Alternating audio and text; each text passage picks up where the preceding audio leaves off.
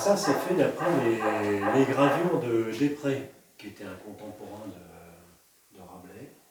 Et moi, j'étais très très séduit par le côté à la fois surréaliste, mais même plutôt fantastique de ces gravures, et qui graphiquement, je trouve qu'elles sont d'une grande modernité, et j'ai essayé de les reprendre en respectant le graphisme. C'est complètement surréaliste, hein.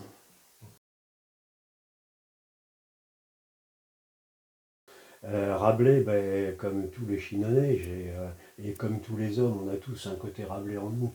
C'est tellement un art de vivre qu'on a perdu, qu'on a oublié partout. Donc je suis venu à Chinon pour retrouver cet art de vivre. Voilà, c'est tout simple, hein.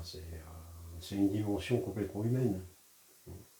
Il y a l'aspect purement humain qui pour moi est primordial.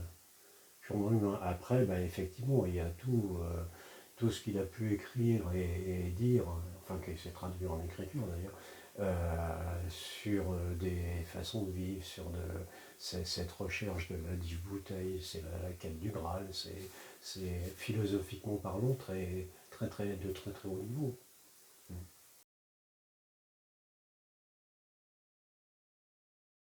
Alors, au départ, j'avais fait un dessin où c'était Gérard Depardieu. Parce que je trouve que Gérard Depardieu avait ce côté gargantuesque.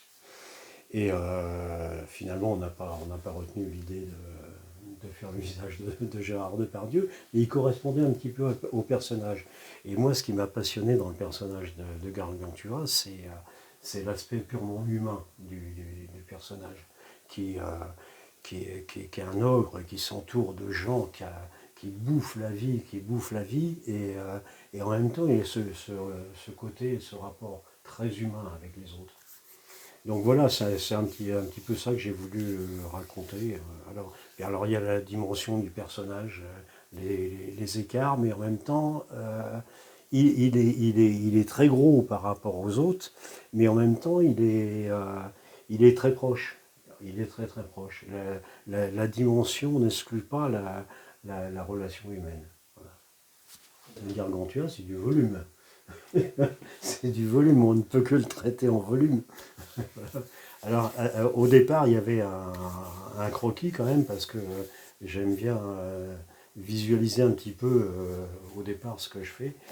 Et voilà, il y a eu ce croquis là, qui a été modifié, corrigé. Et après, c'est plus dans tous les personnages qui sont là, trouver des gens un petit peu particuliers, mais sans trop les préciser. Parce qu'en fait, ce que je voulais, c'était plus cette espèce de foule qui vient sur Gargantua, plutôt que des personnages très précis. Alors bon, il y en a qu'on reconnaît comme les entonnoirs rabésiens qu'amène. Après, il y a tout le côté bouffe, le côté fête avec des musiciens, puis voilà.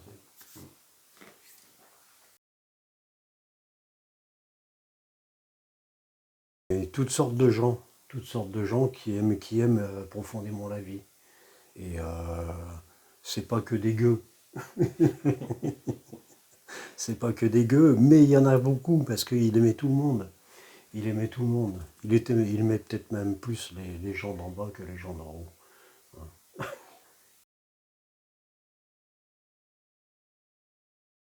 C'est de la faïence, c'est de la faïence, c'est une terre chamottée, c'est-à-dire que c'est une terre qui est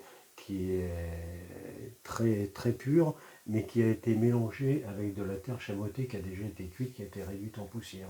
Ce qui lui donne beaucoup plus de solidité et ce qui lui donne un granulé. Parce que Gargantua, je voulais pas qu'il soit lisse, c'est pas un personnage lisse, mais Gargantua. Il bave. Il bave. Alors, je voulais qu'il y ait un petit peu ce côté rustique. C'est pour ça que j'ai pris une terre chamottée où il y a du grain, quoi, voilà. Alors donc, ça a été modelé complètement en terre, que j'ai laissé sécher un peu, et que ensuite j'ai coupé la tête, j'ai coupé à un tas d'endroits, j'ai coupé comme ça, j'ai coupé tout le dos, puis j'ai coupé la tête, de façon à le vider. Parce que, en fait, si je laissais la terre sécher, pleine, séchée, elle aurait complètement craqué en surface. Ce qu'il faut, c'est qu'il n'y ait plus une goutte d'humidité. Donc là, ça fait quand même quelques mois qu'elle sèche. Il est un petit peu asséché, j'essaye de lui donner à boire de temps en temps. Mais enfin, sur une pièce comme ça, il faut bien 3 à 4 mois de séchage.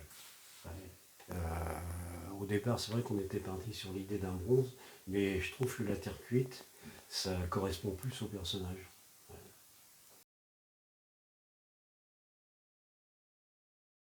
La cuisson, donc, elle se fait à 1030 degrés. Donc le four va monter progressivement pendant un jour et demi, presque 2 jours. Ouais. Attends. Ouais, je tiens. Alors j'ouvre le four.